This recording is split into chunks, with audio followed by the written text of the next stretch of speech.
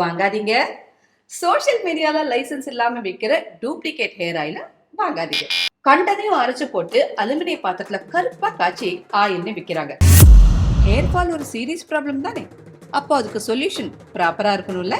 அதுக்கு தான் Green's onion hair oil ஒரு டாக்டரால ஃபார்முலேட் செய்யப்பட்டு ப்ராப்பர் லைசன்ஸோட தயாரிக்கிறாங்க. 100 ml greens onion hair oil 199 ரூபாய் தான்.